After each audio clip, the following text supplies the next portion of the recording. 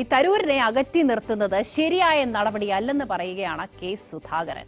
വിദേശ രാജ്യങ്ങളിലേക്കുള്ള പ്രതിനിധി സംഘത്തിൽ തരൂരിന്റെ പേരില്ലാതെ കേന്ദ്ര സർക്കാരിന് പട്ടിക നൽകിയത് അദ്ദേഹത്തെ അപമാനിക്കുന്നതിന് തുല്യമാണെന്നും ചെയ്തത് കൂടുതലായി പോയെന്നും സുധാകരൻ ആഞ്ഞടിച്ചു. പിണറായി വിജയൻ 4ാം വാർഷികം ആഘോഷിക്കുമ്പോൾ റോഡുകളെല്ലാം ഒലിച്ചു പോവുകയാണെന്നും സുധാകരൻ മനോരമ ന്യൂസിനോട് പറഞ്ഞു. പിണറായി സർക്കാർ 9ാം വർഷം അല്ലെങ്കിൽ 4ാം വാർഷികം ആഘോഷിക്കുകയാണ്. വലിയ രീതിയിലുള്ള ആഘോഷ പരിപാടികൾ നടക്കുന്നു.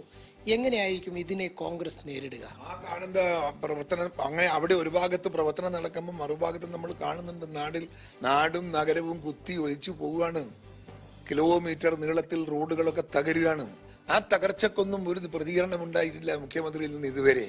ഇവിടെ എന്തുണ്ടാക്കി എന്നാണ് പറയുന്നത്? ഇവിടെ ഉണ്ടാക്കിയത് എല്ലാം മോളെ അക്കൗണ്ടിലാണ് ഉള്ളത്. സ്വന്തം പൊന്നുമോളെ ഒക്കെ അക്കൗണ്ടിലാണ് ഉണ്ടാക്കിയതെല്ലാം ഉള്ളത്. അത് നാട്ടിൽ ജനങ്ങൾക്ക് കൊടുത്തിട്ടില്ല. താങ്കൾ KPCC പ്രസിഡന്റ് ആയിട്ടിരിക്കുമ്പോൾ എന്നും സംരക്ഷണം ലഭിച്ചിരുന്ന ഒരാളാണ് ശശി തരൂർ.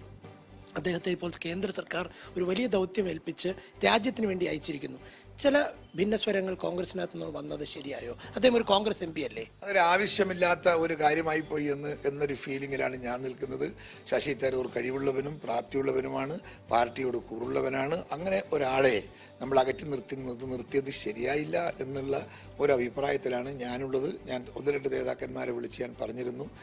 അത് മാത്രമല്ല, അവരെ ലിസ്റ്റിൻ്റെ അകത്ത്, കോൺഗ്രസിൻ്റെ ലിസ്റ്റിൻ്റെ അകത്ത് അദ്ദേഹത്തിൻ്റെ പേര് പോലും ഇട്ടില്ല എന്ന് പറയുമ്പോൾ ഒരു വലിയ രാഷ്ട്രീയ നേതാവിനെ ഇൻസൾട്ട് ചെയ്യുന്നതിന് കണക്കില്ലേ? അത് കൂടുതലായിപ്പോയി. പക്ഷേ ശശിയേടി പോകില്ല.